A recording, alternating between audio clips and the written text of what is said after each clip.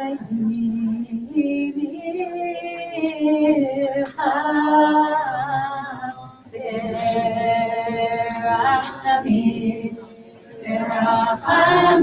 tashuv v'tishkam b'tocha asher imarta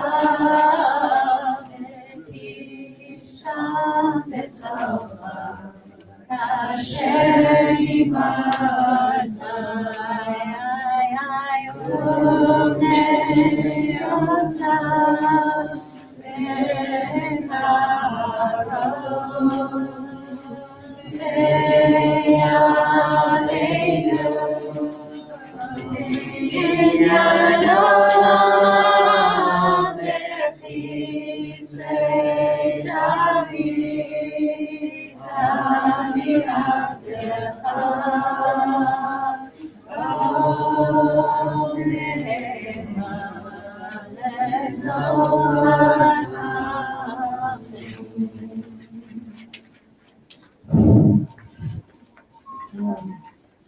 says in the Shulchan Aruch that on Tisha B'Av we don't greet each other.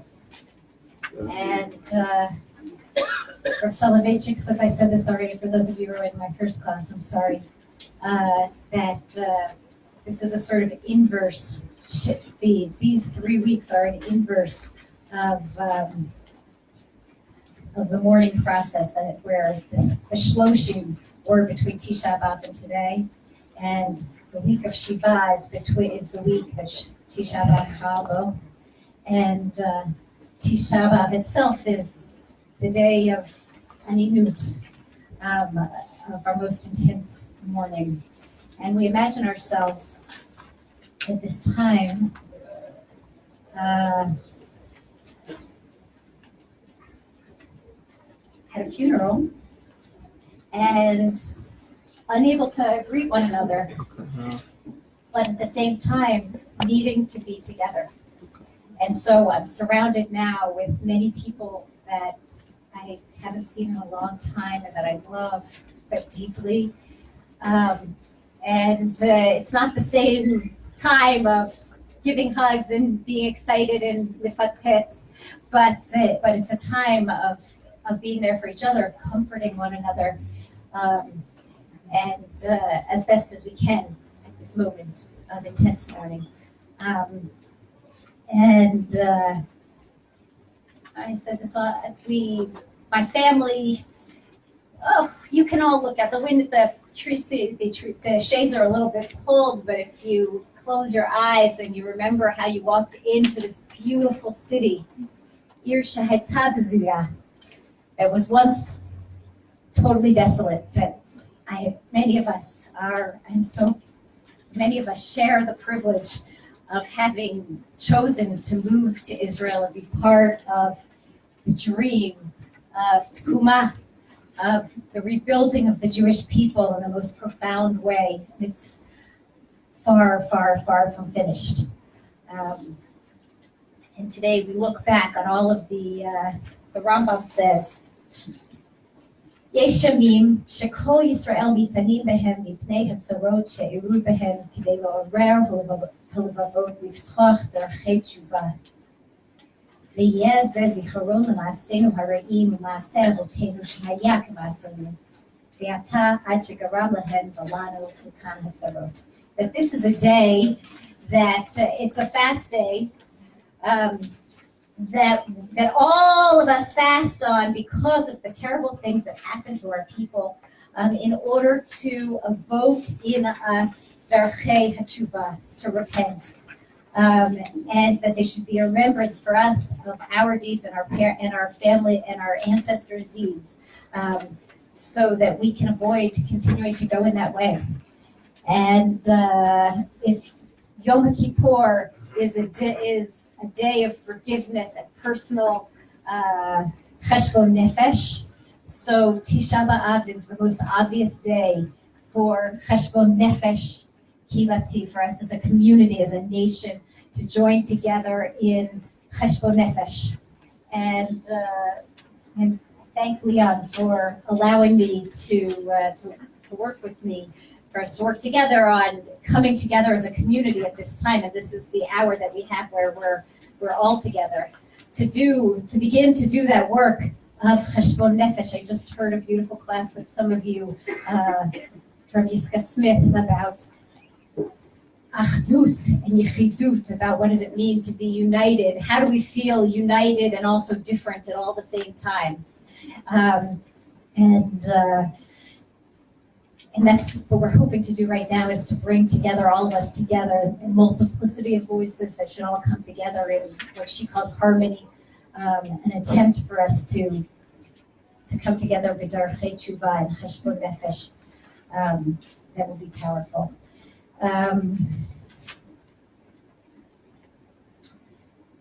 What really destroyed the temple?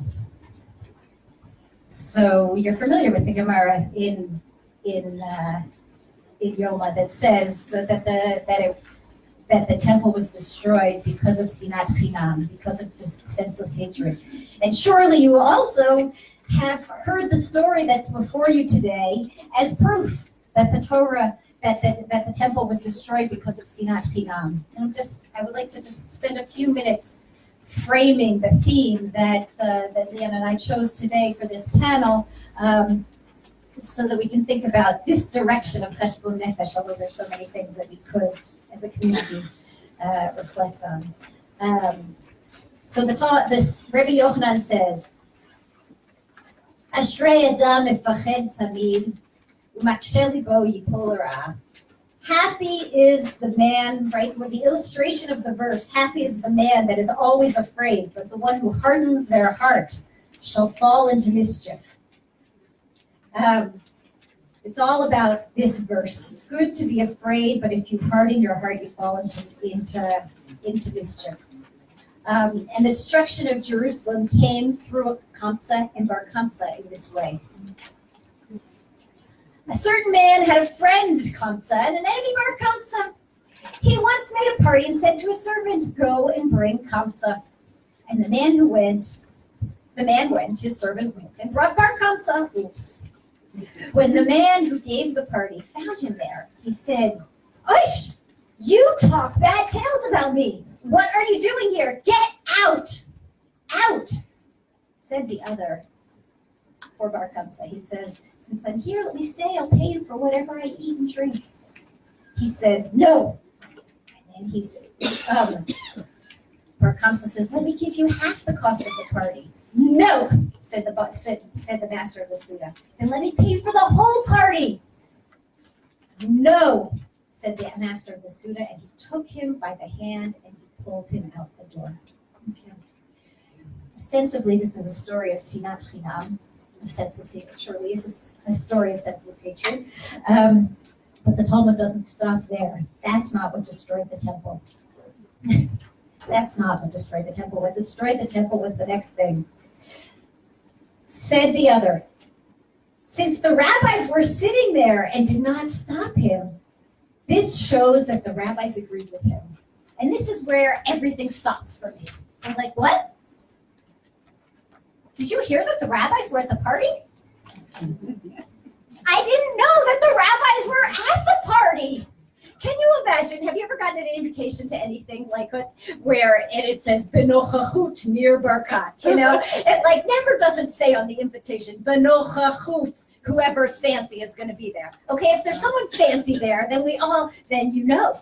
And at the beginning of the party, it's acknowledged that there's such a person fancy. And here the rabbis were there, and their presence was not felt in the event at all.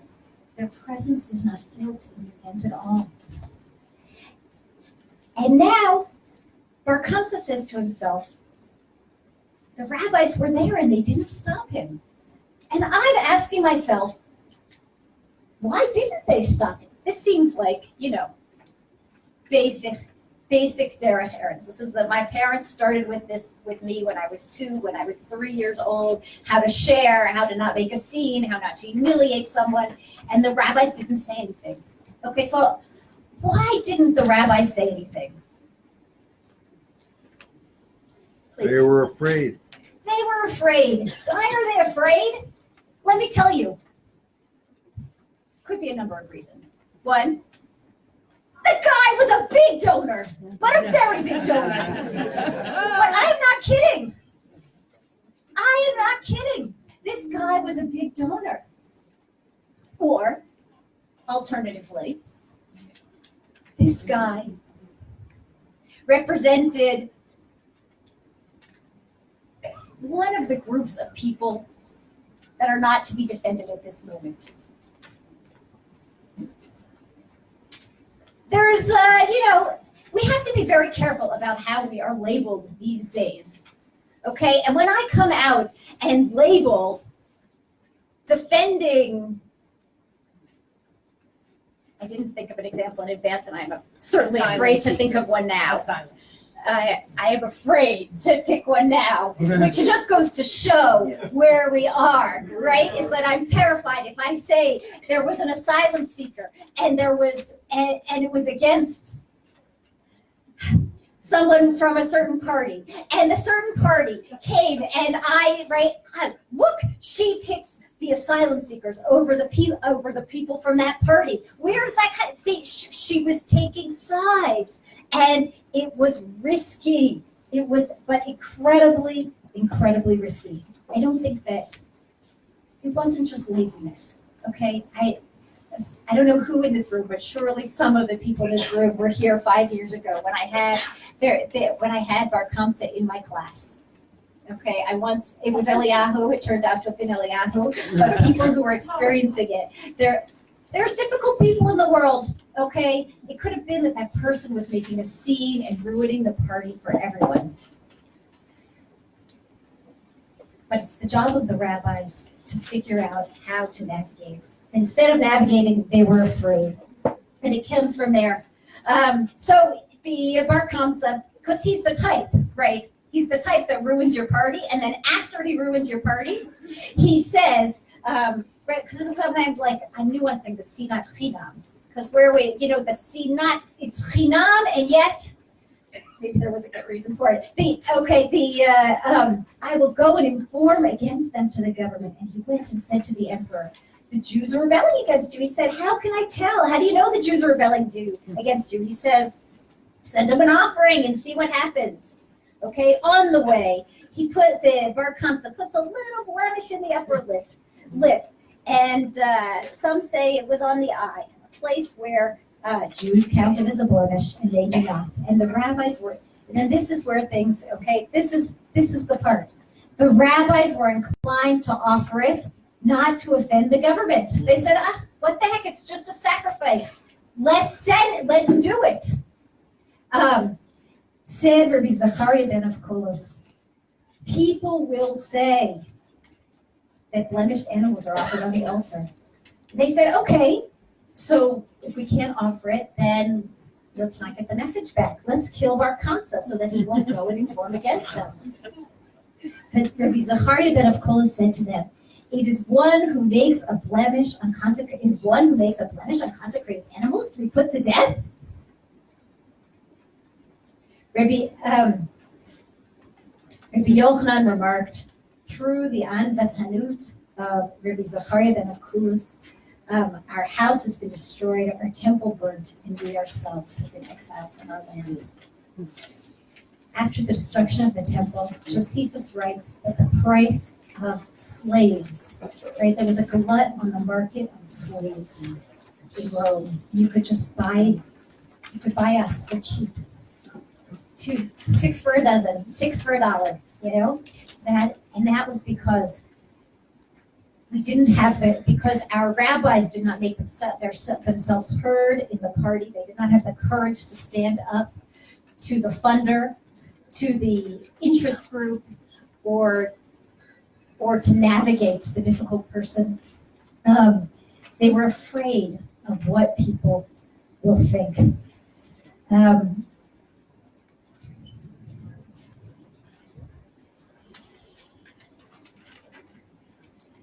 Anvatanut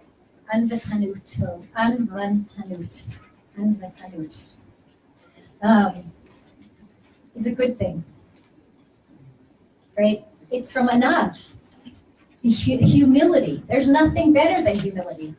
Rabbi Yehuda Nasi brags. He says there's only 3 guys in the Talmud: B'nai B'tera, my father, and Yonatan ben Uziel, who possess anvatanut, and the people in the, I'm sorry that I don't have all this on your source sheet. The people who are the others in the Talmud who are credited with anvatanut are no less than Hillel, Moshe, and HaKadosh Baruch Hu b'chavodo u'b'atzmo. That's who's got that's who it is an anvatan. It says about Hillel, right, that they came to him and they said, will you convert me while I stand on one foot? And Shammai kicked him out of the room. I don't want to talk to you. And Hillel converted him immediately. Amru, at the end he says, Kaptanuto shel Shammai biksha l'tardono min ha'olam. Shammai's nastiness, truth factor, was at risk of exiling this person from the world. Anvatanuto shel Hillel kirvanu tachat kanfei Shechina.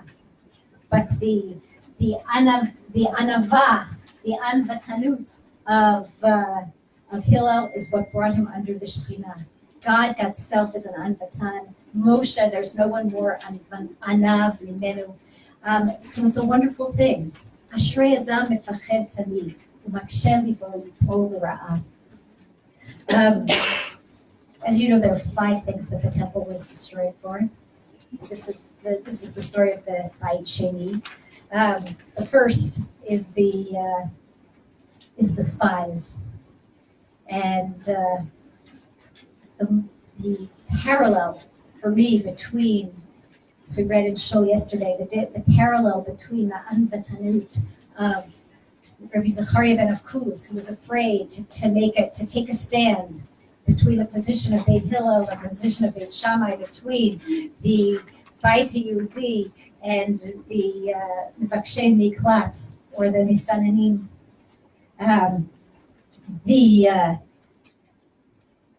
Vayas kelev et ha'am el Moshe v'yomer alo na'aleh v'yarash na'ata ki yachol nuchala. We can do it. Don't be afraid. We can do it.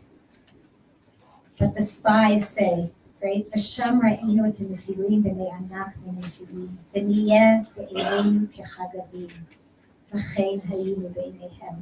Again, they were worried. How would we that we were in their eyes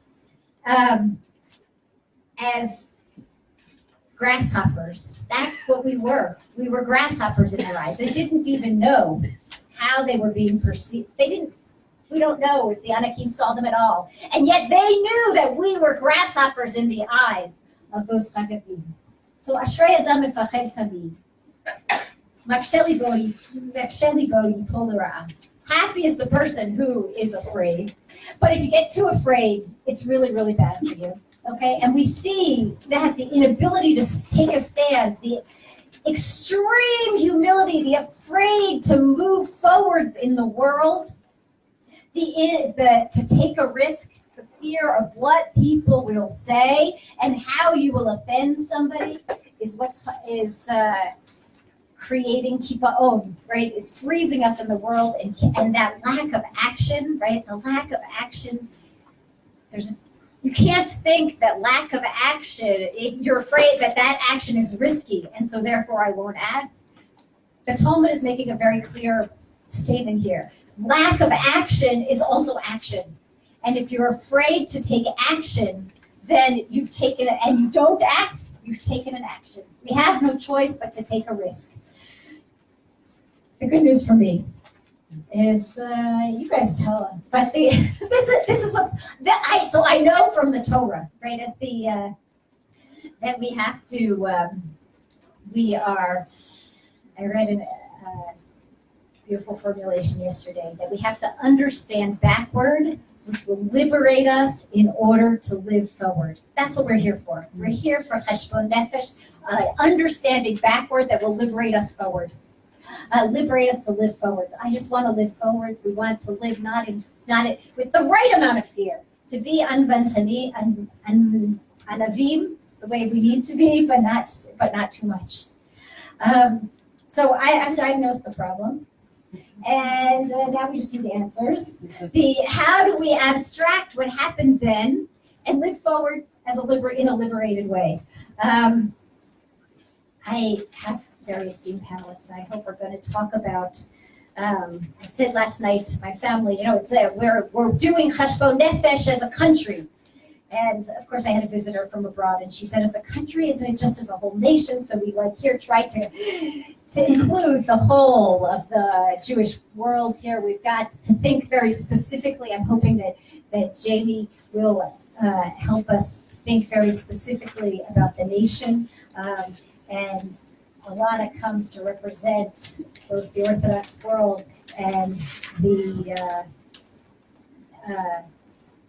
Tfutzot, the exilic Judaism, and Leon, the liberal world and the Jewish world here in Israel. Well, it's just a little bit of weight on your shoulders, and to ask you to please guide us. How can we find that narrow path between Ashrei Adam Mifached Tamid and, God forbid, Lo Maksheh Libo?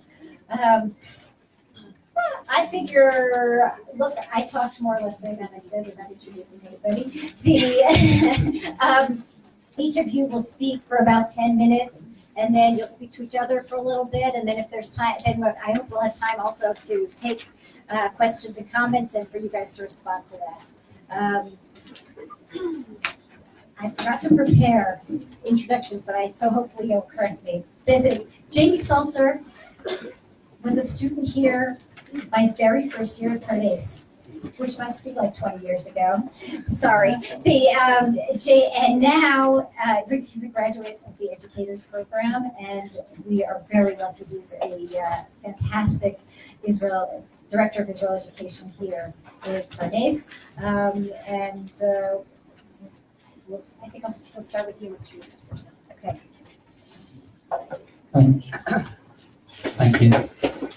I'm a little bit different from the other two panelists, maybe less interesting, not in a self-objective, deprecating way. I'm not representing the other two panelists. I think are much closer to representing the world that they're coming from. I'm trying to give an overview of perhaps Israel today or Zionism today in terms of what's holding it back as well.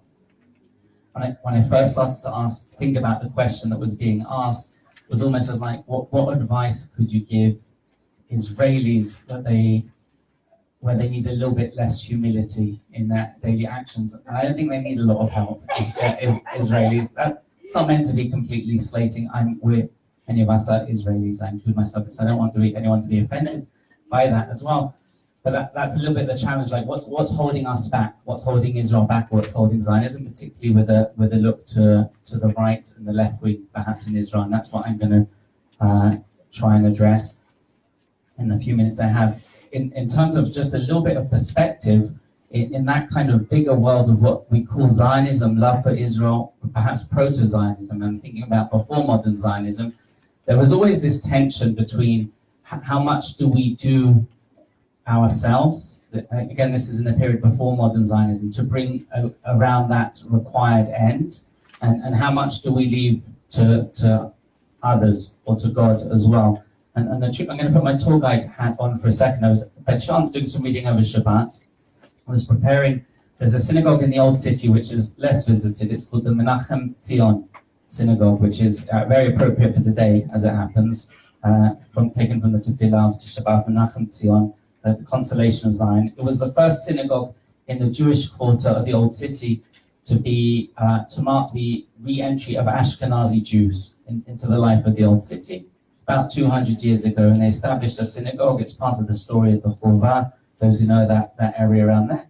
And while I was doing some research over Shabbat, I happened to find a beautiful reading from the current president of the State of Israel, Ruby Rivlin, and his ancestors were responsible for the establishment of that synagogue, Menachem Tzion Synagogue. And he reflected on that. It's a quote from his inauguration, Ruby Rivlin's inauguration speech as president in 2000 and 14, I think 2014, when he became president. And he says the following, it's just a few lines, because it's in Hebrew in front of me, I'll read the Hebrew, and then I'll translate. He starts by saying the date. He says in 1809, so we're about 200 years ago, that's when the synagogue was established. Alta mishpachti arza. And again, this Ruby lived in talking about his own family. My family made Aliyah b'mitzvat ha'gaon Vilna, on the command of the Gaon of Vilna, livnot et haaretz v'lekapel b'nei Mashiach, in order to build the land to welcome the Messiah. And this sentence keeps going in and out of work. This sentence is fascinating for me. And in the excitement of the expectation that he, the Messiah, would come, that they would sleep at night with their shoes on. As they made their way to the land of Israel, they would sleep with their shoes on, so they would be ready for his coming. And lest he should come, the Messiah should come in the middle of the night. They didn't merit to see the Messiah in their days. He's talking about his ancestors. But they never took off their shoes through all the days that they lived in the land of Israel. These followers of the Vilna Gaon, they slept at night with their shoes on every night. They knew that even if the miracle wouldn't happen in their generation, the hope that it would come, the readiness for it to happen, that itself was their obligation. How are they going to bring it? Their understanding, again with proto-Zionism, but their understanding of Zionism, their understanding of what's going to bring the ideal world for the Jewish people here in the land of Israel. And in a second we're going to get into politics, modern politics. Isn't that some ways what politics is about? Was that's their inheritance to their children after him. And here 200 years later, the president of the state of Israel is reflecting, and it's that kind of tension between, once again, the phrasing or the story that was set was what aren't we doing enough of? Where aren't we prepared to go outside and beyond the boundaries of action? Where's anvetanut? And I'm having as much difficulty saying that word as is it actually a limitation on us? And so here's these pilgrims to the land of Israel, sleeping at night with their shoes on. And on the one hand, that says everything about their readiness to want to bring the ideal society in the land of Israel. On the other hand, like physically, what's actually happening? And I think one of the major critiques of modern Zionism, now we're going to get to modern Zionism, is that's precisely the problem, that kind of proto-Zionism, that love of Israel period, which lasted love of the land of Israel, which lasted for 2,000 years, didn't actually do enough to bring Israel. In fact, actually, when modern Zionism comes along, you can hardly accuse the modern Zionist movement, Herzl should be at the head of the list of those who are accused, of holding back in their ambition. In fact, they broke all boundaries, you could say, in the eyes of the more traditional world. As again, I don't want to say famous in case people aren't familiar with it, but the passage in the Talmud in Ketubot, thousands of years, the Jewish people warned against precisely doing what it seems, or at least that's the accusation against modern Zionism. They went up in a wall, W-A-L-L. They went up like in a wall against.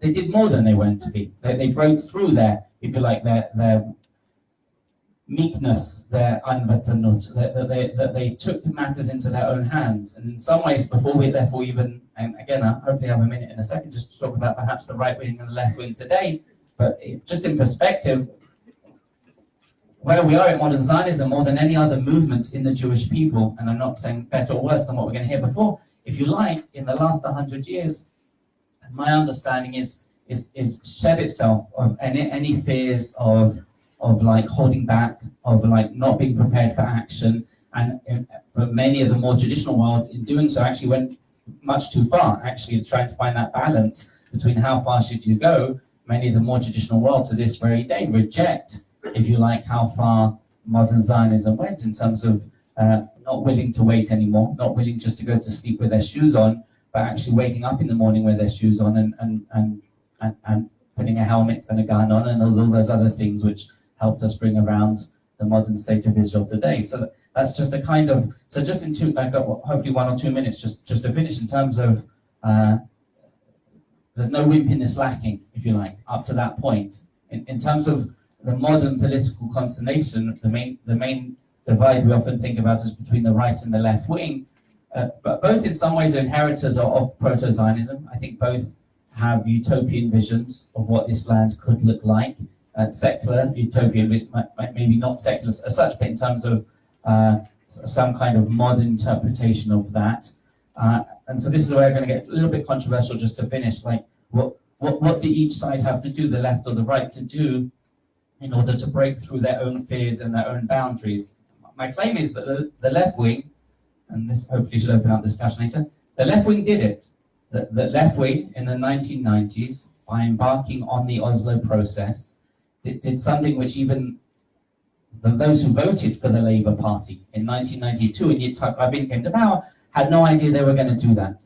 If you went, they went one step further than anyone at the time, including their own electorate, believed they would do when they came to power. That one of the, I guess, main thesis of left-wing politics is that if we can find a compromise which is generous enough, then the other side, whoever that other might be, will come towards us in terms of making a peace. And some would say that the left wing, the fear that the left wing had towards making that, some would say they didn't go far enough, some would say they went too far. But in terms of like looking at both sides and reflecting in the last, I guess, 40 years of Israeli politics, the last half of the state of Israel, that my claim, my sense, to throw it out and be interested to see if there is discussion around it, the left wing broke through that humility point. They went beyond that weakness. And then just to finish, so what's holding the right wing back? And like, what would the right wing's ideal vision be? What would they do, if you like, if they could make that ultimate jump through what's holding them back? I found it harder to answer that question. In theory, they should have had a chance to do it. Remember, in the last 40 years, there's only been 3 elections in which a left-wing constellation has won the election. So that the last 40 years of Israel has been. So you'd think in that time the right wing would have found a consensus around what's that next step, which, if you like, what would surprise their own electorate, in the same way that the left wing surprised their own electorate in the 1990s and later on were embraced by much of their electorate, at least their own electorate. What would the right wing do? And I leave that as a question. I'm not quite sure what that would look like, what that stage would take. Some would say the fear is still there. Some would say that's a good thing, perhaps, but the fear is still there to really do what they want to do. And just we'll finish with one sentence. Ariel Sharon, perhaps, if we think of him as one of the archetypes of what we think of as a right-wing politician, for some that would be a generous or understatement, but others that's a fair description. He said when he became prime minister, I'm paraphrasing, I don't have the exact words, he said, what you see from over here, you don't see from there. He said something like that in the 2000s. That the minute that he became prime minister, that despite or because of his right-wing ideology that brought him his whole life to where he was, at that moment, of course, he's infamously remembered by some of the right-wing for the disengagement plan, caused him to pull back, if you like. So maybe that's the fear, maybe that's the anvatanut for the right-wing at that moment. It seems to be like a fear of what maybe what the world would say if it was really. I'm not quite sure what I see from here. He said, meaning now that I'm prime minister, you don't see from there, but you don't see from when you're not being prime minister. Whether there's some kind of fear there in terms of ultimately fulfilling the entire right-wing ideology, whatever that might be. Exactly. A few thoughts. Thank you. Dr. Alana Stein is scholar in residence and director of faculty at the Shalom Hartman Institute of North America, where she serves as lead faculty, directs research teams, and oversees the content of lay and professional leadership programs. I can tell you that she is a well-regarded teacher and scholar, a fantastic teacher, and got her doctorate in religion from Columbia, and studied with my also Professor David Weiss-Olivny. She's a graduate of YU, of Cordoza, and has taught across the country, including as a member of the Wexner Institute faculty. She has previously served as a clergy member at the Lincoln Square Synagogue and the Jewish Center, both in New York, as well as adjunct faculty at NYU. She is a board member of Safaria and co-founded the Orthodox Leadership Program to support female leaders working in the Orthodox Jewish community, and has been recognized by the Jewish Week in its inaugural 36 Under 36 as an emerging Jewish leader. She lives on the Upper West Side of Manhattan with her husband, Yona, and her two sons. Thank you so much for making time to come. Sure. Thank you for having me. I have to say the hardest thing about Tisha B'Av for me is not the fasting. It's not the sitting low. It's not the not saying hello. It's not making jokes. That is the hardest one because I just wanted to mention that I'm not under 36 anymore. So a little bit of anbetanut in this conversation from where I'm coming. First of all, I'm very much located in a particular part of the modern Orthodox community. It's very American. It's very feminist and traditional at the same time. So I represent a very particular stripe.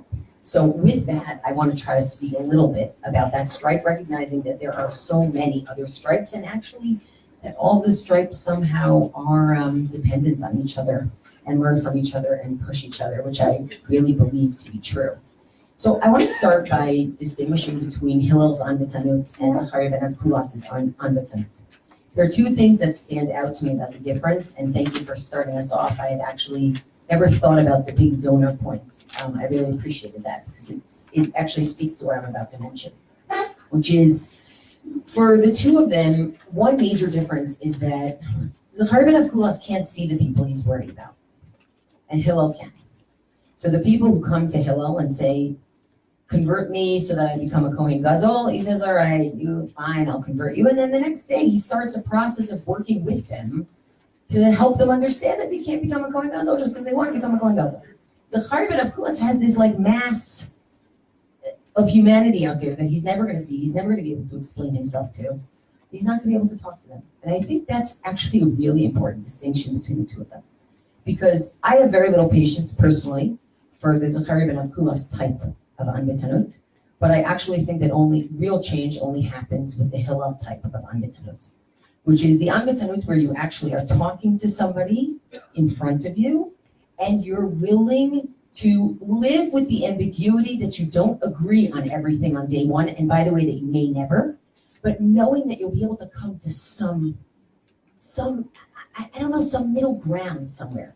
That, I think that's called adaptive change. And I think the adaptive change, it's tricky because the Gemara in Shabbos that talks about Hillel's anbetanut, the adaptive change happens overnight. The guy says, I want to be a Kohen Gadol. And the next day he comes and he says, looks like I'm not allowed to be a Kohen Gadol because there's a pasuk that says that, it happens that's not the way adaptive change happens. Adaptive change happens through a lot of collateral damage. I bet you if we asked people to raise their hands in this room, do you feel like collateral damage in a movement of change within the Jewish people, within the Jewish religion? I bet we get a lot of hands. My hand would be included. There's a lot of collateral damage because if you're trying to make change and you're trying to make it last, it's going to be slow going. And if it's slow going, there are a lot of people whose entire lives are not actually going to see the change that you're working for. And in some ways, they feel complicit because they'll never get there, but they also feel that they're sowing the seeds for the next year. It's a very, very hard place to be, and plenty of people lose hope in the meantime and leave because they basically say, if I'm not going to see this in my lifetime, what, right? So that's distinction one between the two of them that I think is important. Distinction two between the two of them is that, Zachariah ben Avkulas, he doesn't realize the stakes. He doesn't see the stakes. This is not a moment for Talmudic debate. This is a moment of political urgency, and he doesn't get it. So this isn't just a moment of, I can't decide which way. It's that you don't understand what's actually at stake. And for Hillel, I think it's fascinating. Somebody walks in, and it seems like there's almost nothing at stake. A person who walks off the street, I don't know who this person is and why they want to convert and where. And he takes it very seriously, like everything is at stake. And I think that ability to not just look at the abstract halakha as what's at stake, but also to look at people and the situation as part of what's at stake, because by the way, that's part of the halakha and that's part of the future, is something that Chazal, the rabbis, really know that Reb Zachariah ben Avkulas missed, unfortunately, which is a big problem. So I want to just start with those and then put a few things on the table to make me very popular. The first is money. In the modern Orthodox community in which I live, money is very important. Money is very important because you can't have institutions like without money. You can't break ground next door without money. You can't have this panel without money. And thank you very much to the people who sponsored this panel. And I hope that this really is to Ben's, the legacy of what Ben would have liked us to talk about here. You need money. The question becomes, when you start to see that there's a lot of corruption around money and business ethics violations that are going uncensured in the community, or kids of wealthy folks in the community can do whatever they want and get away with it, and all the other kids know, we have a little bit of a problem. I would even say that the cost of day schools, I'm sorry, this is such an American issue that I'm bringing up. It's such a New York and LA issue that I'm bringing up. But even that is part of this problem, because what you're doing is you're deciding, and again, it's gonna make me incredibly popular on the internet. I apologize to all people who give a lot of money to day schools. We appreciate you so much, and you sit on boards, and that is so important. No, I'm really, really serious. But the problem is that we're catering right now, do you need me to stand up? We're catering right now to the highest common denominator instead of the lowest, and it's not even a common denominator. So if somebody is very wealthy and their car is going to be of a certain type, their school for their kid has to be and should be of a certain type, because otherwise, guess what? No kid wants to go to a school that isn't as fancy as their car. It doesn't make any sense for them. But and they shouldn't. And part of what makes Judaism successful is if it actually works seamlessly with the rest of your life. But there are people whose cars are less fancy, and instead of being in a school where being less fancy makes them less than, we have to figure out a way to get less fancy on the board also and have some of these conversations. So all of that is money, okay? Gender, oh, I'm so scared to bring up gender. Why am I so scared to bring up gender? Gender is everything. I mean, gender is agunot, and gender is LGBTQ. Gender is women. Gender is men. Gender is all of it, okay? It's all of it. Now, here, I am not going to give you any answers on gender. I'm just not. But I do want to raise a few questions, okay? My first question is about commandedness, okay? Here's my first question. It's about commandedness. A friend of mine, a colleague, posed what I felt was a very difficult question, or actually he said it in the form of a statement, and it turned into a question in my mind. He said, of course there's still an aguna problem, because in order to really believe that you are commanded, there needs to be one place where you lose. There has to be one place where you lose. And this was in a conversation we were trying to figure out, is there like an im tirtzu ein zo agada? Like if you want it, can you figure out a halachic mechanism to get there? Or is that not the case? And he threw this bombshell on the table, and I thought it was an important one, and I've been thinking about it for years and years and years, and I will continue to think about it for years and years and years, and I want to throw it out to you so that you continue to think about it for years and years and years if it feels germane to the way you think. One of the postulates of Orthodox Judaism is that we are commanded. We have a system of commandedness, which is not something I would have thought of if I woke up in the morning commandedly. I would not have figured out to do it this way and that way, but there's something that's passed down, right? So within that, usually what we think about is okay, well, how flexible, who has the power, who has the authority to move this or that? But I want to ask his question in a more basic way, which is it possible that some of the resistance to change is because we are concerned that we will not have a real commandedness if there isn't a place where we say, ad kan, we can't go any further than here. Just put that in your hopper, think about it for the next 10 years, and then let's come back to it, okay? How much time do I have? 3 minutes? Okay. The next question that I want to ask is about obligations and rights, okay? Again, this may make me very popular, it may not, but this is really about our future. It's not as much about my popularity, but I care about my popularity. Everybody cares about the popularity. Let's talk about rights versus obligations. This stems right out of the commandedness conversation, which is Torah is an obligation-centered conversation. It doesn't say every person has a right to life. It says lo tirtzach, don't kill. I have an obligation not to kill. And what I'm finding is in the conversation, especially around gender, we are adopting the Western rights discourse. I think that's a big mistake. not because people don't have rights. Trust me, I want many rights that I am not granted in places where I worship. But because that's not the discourse of Torah in an Orthodox setting. And so what I wonder is, what would happen if we started thinking, as communities, what is our obligation to people of different genders in our community? What is our obligation? What if we started with that, so that the conversation is actually about the metach, the tension between the obligation to abstract halachic principles and laws, and obligations to other abstract halachic principles and laws, which is, how do we actually work with the tension of our, obligation to treat everyone with the dignity that they deserve, and our obligation to follow what the Torah says in other regards as well. So I want to put that out on the table. Can I do one more topic? Then I'm sitting down. One more topic, politics. Politics. I passed by a sign yesterday that said something to the effect of, it was in Hebrew, something to the effect of, for a real religious Zionist, Habayit HaYehudi is the only party.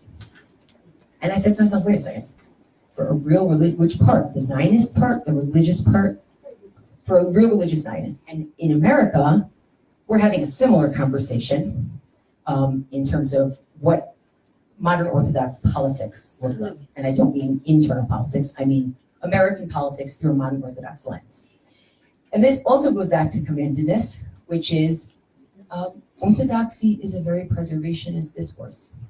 It's a very conservative, lowercase c, discourse that is interested in maintaining, that is interested in not letting go, that is interested in slow, methodical movement. And oftentimes, what that can mean in a political arena is that the preservation, and I no longer mean the spiritual preservation, I mean the physical preservation of my group, is so much more important, and sometimes even is to the exclusion of considering what other groups need. So I think all three of those actually speak to each other, and I'm going to sit down now, and that's it.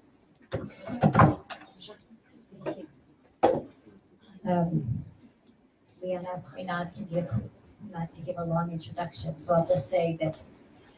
And people have been asking me all year, every time people see me, how are you? I say, I'm great. I'm really excited about the new president of Pardes.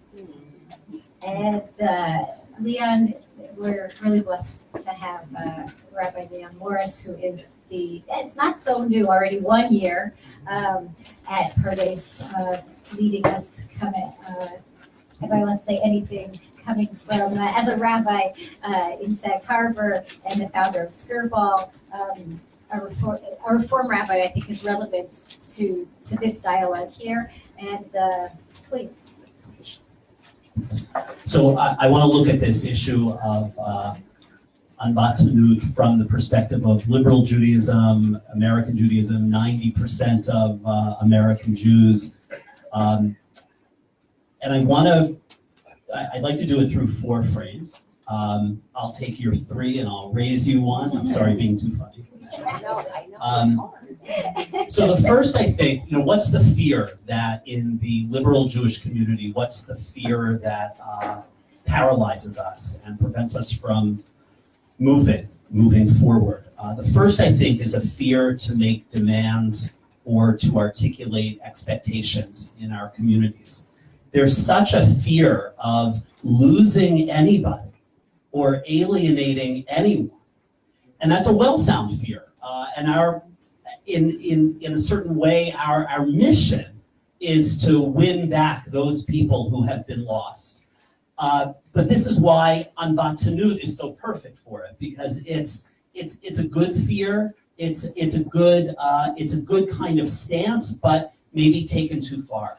There's a kind of paralysis that results that sometimes means that there's even a reluctance to articulate what we aspire to, because we don't want to offend those who aren't fulfilling those aspirations. So I'll give you a couple of examples. One is some kind of massive re-embrace of the Hebrew calendar, of Shabbat and holidays, of saying, like, here's this perfect platform in which There are a multiplicity of ways to mark each and every day of the Jewish year. And if you want to do it more halachically, do it more halachically. If you want to do it in a different way, do it in a different way. But live with the rhythms of the Jewish year as the center of your Jewish life. Abigail Pogrebin wrote this, I think, wonderful book about 9 months ago called My Jewish Year, 18 Holidays and One Wandering Jew. And it was a great example of, I think, a kind of a calendar revolution that needs to take place in liberal Judaism in America that says, let's reclaim these days, all of them. I think that another area of not making demands or not being able to express what we aspire to is the idea of everyone incorporating daily study into their lives. I think 929 is like a great illustration of what that could mean for the liberal American Jewish community. You could spend just a few minutes a day, or you could take classes that follow each parak, each chapter. I think that when we think about the fear, the unvatanut of articulating expectations and demands, I'm thinking about 30 years ago, Rabbi Larry Kushner had as, in addition to paying your membership dues to his synagogue in Sudbury, Massachusetts, you also had to commit to something beyond the payment of your dues. And I don't think that's been kind of an operational stance that's been very widely embraced. The unvatanut here is that our embrace and openness will be compromised by saying, we want you to join us and we want you to deepen your commitment to our vision of Jewish life. We want you to know more. We want you to do more. We want a greater percentage of your life to be filled with Jewish consciousness and Jewish actions. We're so deeply afraid of anything that might seem like a requirement or articulating any expectation for those that won't fulfill those expectations.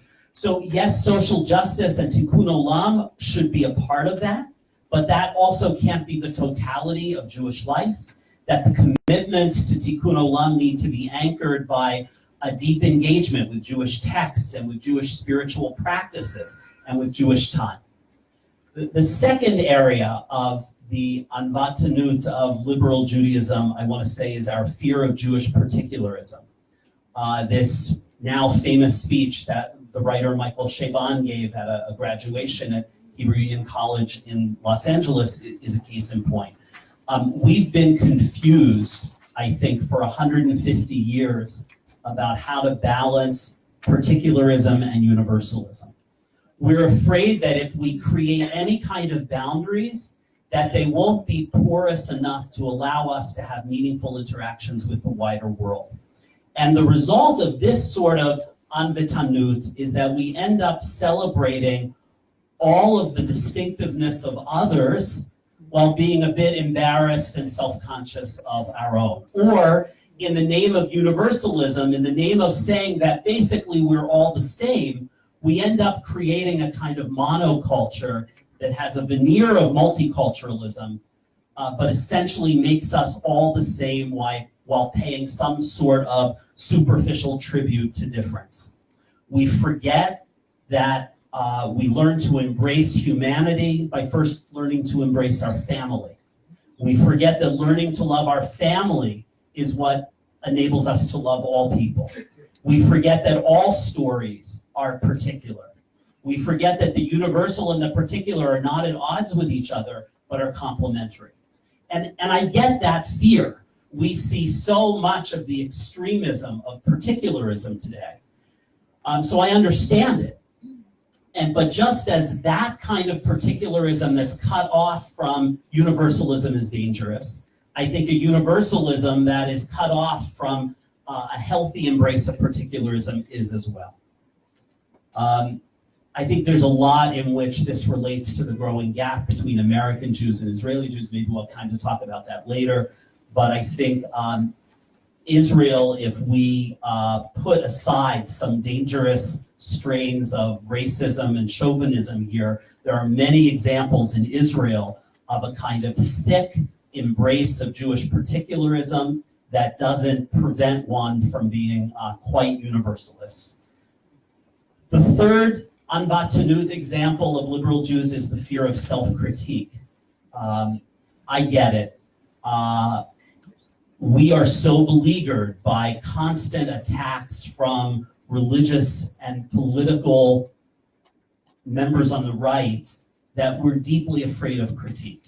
There is a kind of defensiveness that is pervasive that doesn't allow us publicly to ask very difficult questions about the future of liberal Judaism, particularly in America. I don't see the kind and the degree of self-critique in liberal Jewish circles that foster new policies and new initiatives and new ideas. I don't see the encouragement of such critique. I don't see such critique being a feature of conferences in the liberal Jewish world and conventions.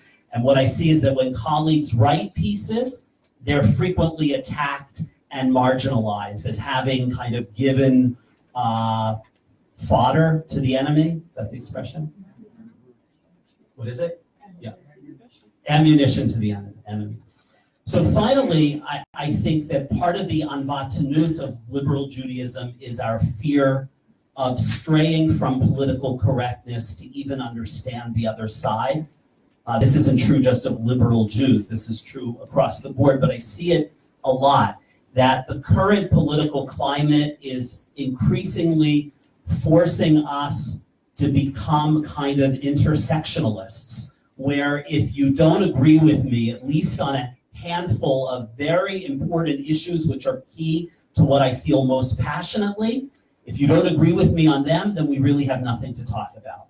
Then we're enemies. And I think here, one of the many reasons I love Pardes, the Beit Midrash is an antidote to that. Affirming the value of sitting across the table from somebody who has a diametrically opposed worldview and being, here's the positive side of unvatanut, being humble enough to say, I have what to learn from you, and I want to share a language with you, I want to share a discourse with you. But I fear that the liberal Jewish community in America is increasingly fearful to engage in those kinds of discussions. Maybe the fear comes from not wanting to give platform to the other side, but I think something very important is lost in that. Wow, thank you all. I wonder if we're, like I heard all three of you speak so beautifully, and I'm wondering to what extent are we actually speaking to each other? Where is the intersection between the three things that you guys have said, if you have responses to each other? Because it seems to me that each of you hit on, you're like here and here and here, we're not, how are we intertwined? Maybe, well, I'll let you guys answer that first. Go ahead.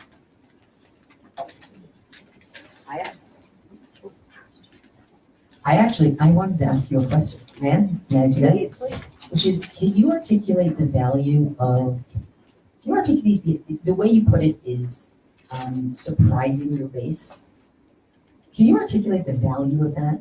Is that the value, or there's a different value? Yeah.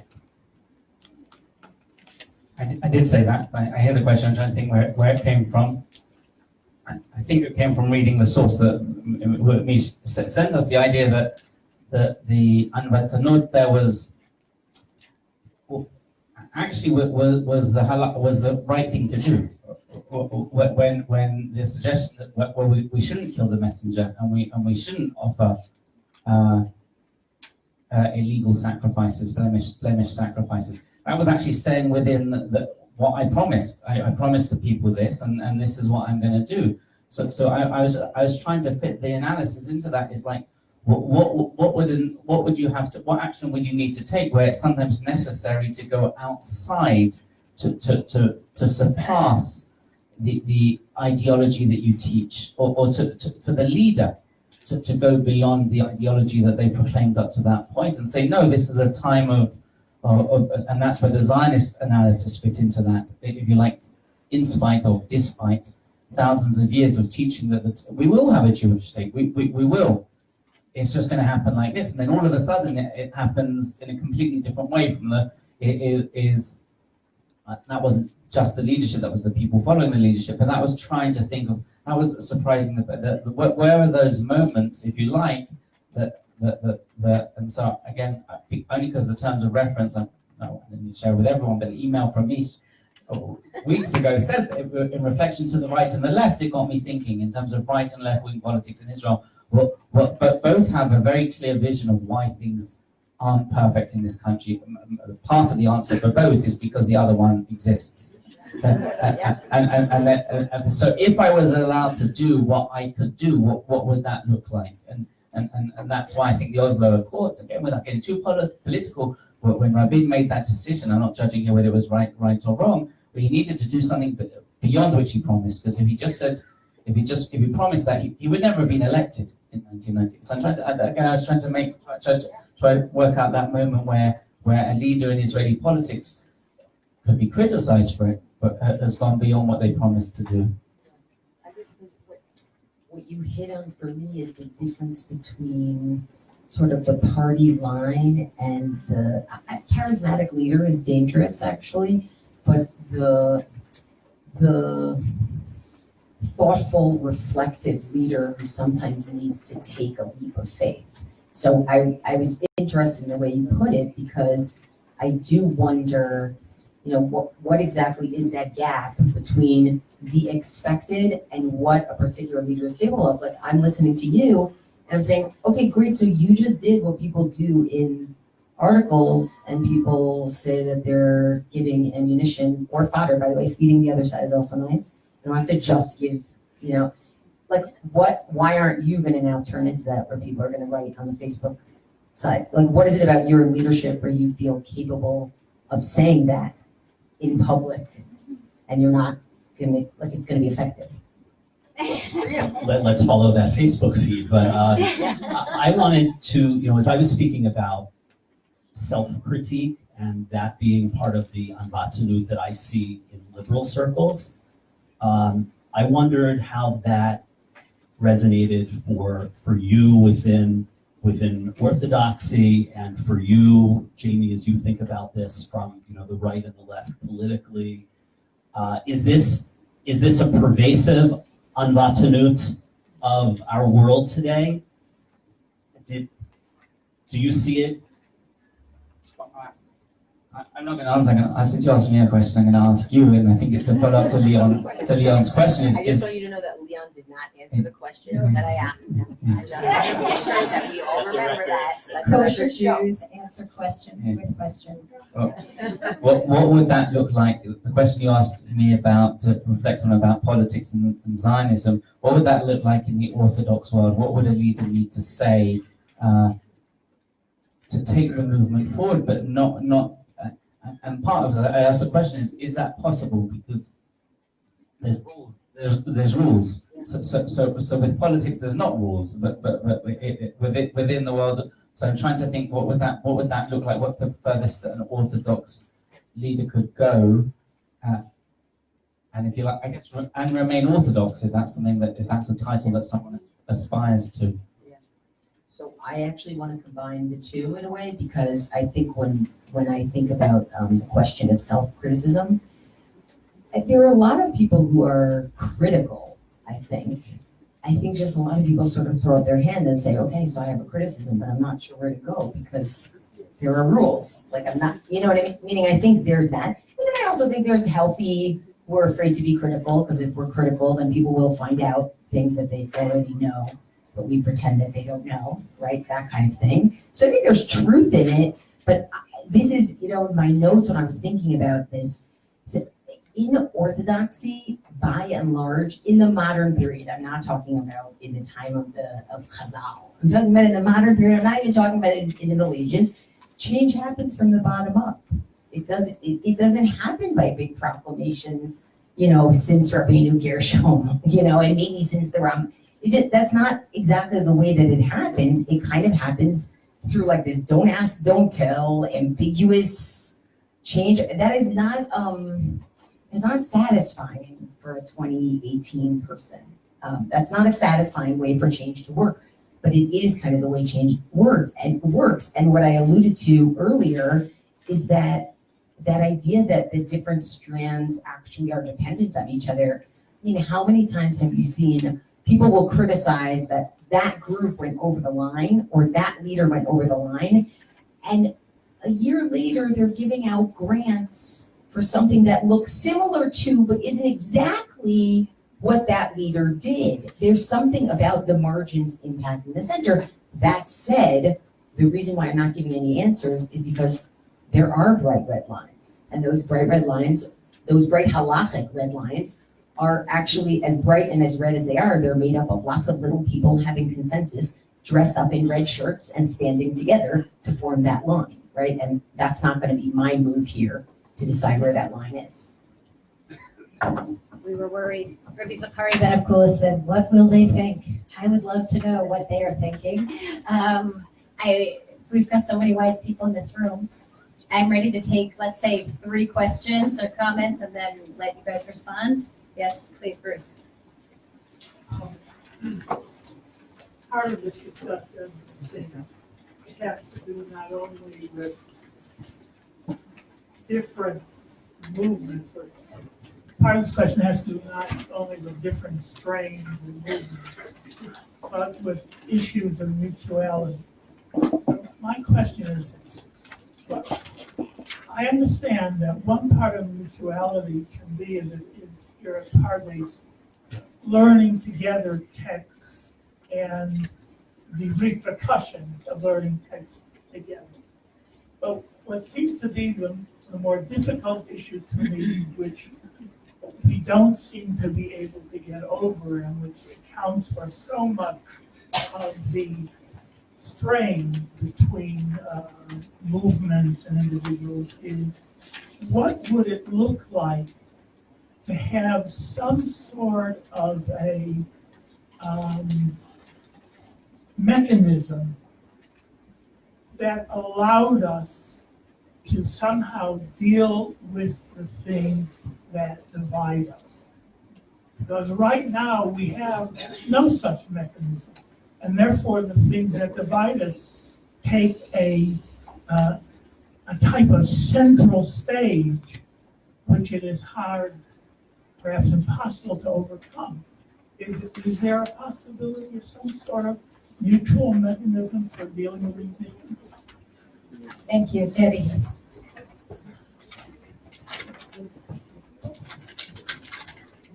Okay, in response to your lack of an example of the right wing going beyond what the base might support, I would like to bring up the example of Menachem Begin with the peace treaty with Egypt, which involved giving up all of Sinai and, pulling back settlements and doing things that I don't think the right wing saw as their agenda, but he did that, and thank God that peace treaty has lasted. It's not the greatest peace in the world, but I always say a cold peace is better than a hot war. I want to question you about those people who claim to be the ideological descendants of Menachem Begin. And I think what's happening now is they're really going off the track by defining Zionism in such a narrow way that it excludes lots and lots of people who would identify with Zionism. They're alienating diaspora Jewry. They're undermining the Declaration of Independence and doing all sorts of other things. I'm not going to use a certain label that I might use, but even defending and supporting anti-Semitic leaders in the world. I think we're in a new situation. It's no longer left-wing Zionism and right-wing Zionism and middle world. It's something else that's like off the charts. Thank you. That was a question. Debbie, pass that to Wendy, and then I'm going to take a question from someone I don't know your Even name. knowing my name. I again, and thank you. I think what I'm trying to again also find a question in my response, but basically, I think that, especially as an okay, I'm an American. This is an extended trip in Jerusalem with the goal of eventually moving here, and regrets that I didn't make it. I hate to say 40 plus years ago. That's shocking. Like I've been saying 20 years for so long, but life has gone on from there. So 40 plus years. And I am immersed in liberal Judaism. My background is not even Reform, let's say, workman's circle. And I live in a small California town where there is no, okay, yes, the question, my point is to ask. I think that liberal Judaism wants what Orthodoxy has, thank you, in that it wants the continuity, it wants the Hebrew language, it wants kids who can deal with Hebrew language texts, because that's one of the goals you didn't mention, is that kids who come out of the liberal Jewish wing cannot even really handle a text unless they have an Orthodox background. And Orthodox Judaism wants what liberal Judaism has, which is the flexibility to have individual minhag or variant minhag. So I think that's where we should start, or community-based minhag, let's say, where we should start seeing to find a way to take from each. Maybe there's a third way, which is. And really, there's many more Judaisms than the three, even in America at this point. So really just basing it on that structure, I think, is misleading. Okay, we don't have a lot of, I want to take a question from someone I don't know, but I'm afraid. Is there someone who could do it very quickly? I don't think I know your name. Go ahead. Can I ask without a microphone? Yes, please, So please. it's a statement, but I guess the question in terms of how you respond to it. Informed opinion. There's room for everybody to have different opinions about things. That's the way we work. But it would seem right, and again, I'm not a historian, everybody knows this, that especially in this age where we can listen to panel discussion, but more so perhaps watch a short 1-minute video or hear a TED talk where someone could say something to us and we can be swayed by it, that each of us has to look at our own opinions and try to be more informed and look at the other people's opinions and try to hear what they are going to be basing that on. And then what happens is you still have to divide, but at least we live in a world more of facts. And a lot of these days we're looking for facts. Because we find that there's a lot of stuff out there that we believe is not facts. So when you address informed opinion, how to present your own ideas and what you're going to do within your own ideologies. Thank you. Okay, we've got 3 minutes each of you, 24 seconds. Go ahead. So I want to pick up on this theme of mutuality, and it's sort of joined for me together the first question and the third question of like this third way. I think that there's something about, I don't think we can have a mechanism such as Sharansky and Bill Troy are suggesting. I think people are operating mostly as independents, and I don't know, who gains a seat on such a council to work out these problematic issues, maybe. But I think there is a real value in the Orthodox community and the liberal community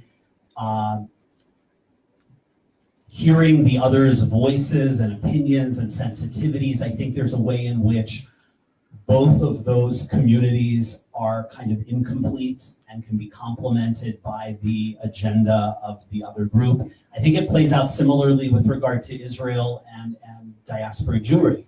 And I alluded to this earlier, that I think that the Israeli Jewish community have a lot to teach American liberal Jews about the value of particularism, and I think that the American liberal Jewish community has a lot to teach Israelis about applying their Judaism in universal ways. And again, it's a situation where each Jewish community left by itself in complete isolation is incomplete, but somehow together could be stronger and richer and deeper.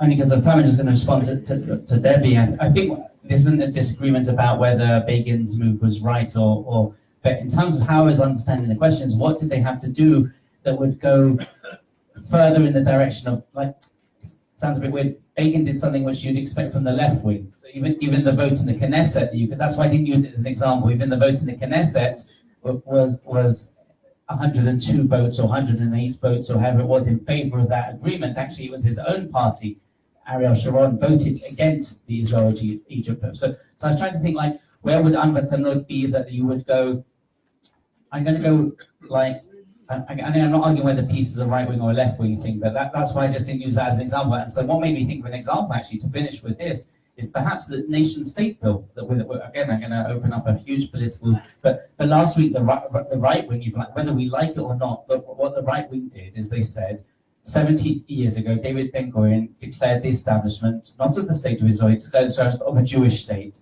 to be known as the state of Israel. And you guys have been frightened for the last 70 years to define what you mean by Jewish state. So here we go. We're going to do it. Since you didn't do it in the last 70 years, if you like, this is overcoming those fears, that wimpiness, whether that's a good thing or a bad thing. That I'm not, so I don't want to ignite any, that's not what I'm just saying. In my understanding, in some ways, that's what the right wing did. They took the control of that and they said, we're going to pass a nation state bill. No one else did up to now. And for the first time since David Ben-Gurion said, I declare the establishment of a Jewish state, we're going to define at least what we, those people who voted for the bill, think that might mean today. And so that's an example I think I would give in response. And I would just say my last piece, continuing from where Leon left off, which is to quote Rav Kook, that the reason we need to hear each other is actually to keep us each from our own excesses. And that danger of extremism and an inability to live with ambiguity and an inability to see, maybe it's not in this argument where I gain something from your perspective that helps me not be extreme, but maybe it's other arguments that you have that I'm not even involved in. And if I learn more about them and I hear more about them, that could help me in certain ways. So